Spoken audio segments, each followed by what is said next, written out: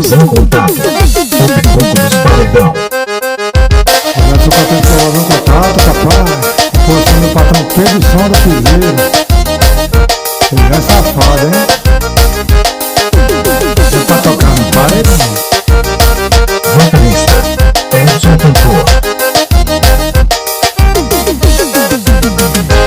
Na sexta-feira eu saí de madrugada pra encontrar a rapaziada no meio da rua. E de repente me topei com uma amiga, uma mulher casada e ela andava quase nua. Eu perguntei o que ela tá fazendo, uma hora daquela no meio da rua. Ela falou que estava perturbada com a cabeça atrapalhada, mas a vida era sua. Ela é safada, ela é safada, ela é safada sim. Ela é safada e não tem jeito não. Ela é safada e não tem jeito não. Deixa o marido em casa para trás do Ricardão. Ela é safada, ela é safada, ela é safada sim. Ela é safada e não tem jeito não. Ela é safada e não tem jeito não. Deixa o marido em casa para ir atrás do negão. Para a composição de Pedro Som do Piseiro. Para a memória do Ceará, papai.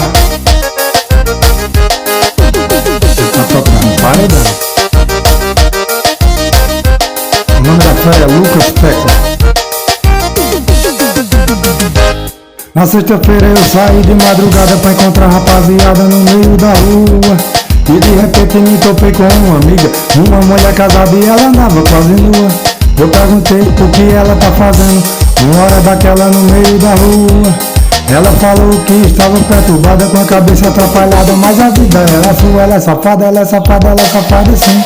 Ela é safada e não tem jeito não. Ela é safada e não tem jeito não. Deixa o marido em casa pra atrás do Ricardão. Ela é safada e não tem jeito não.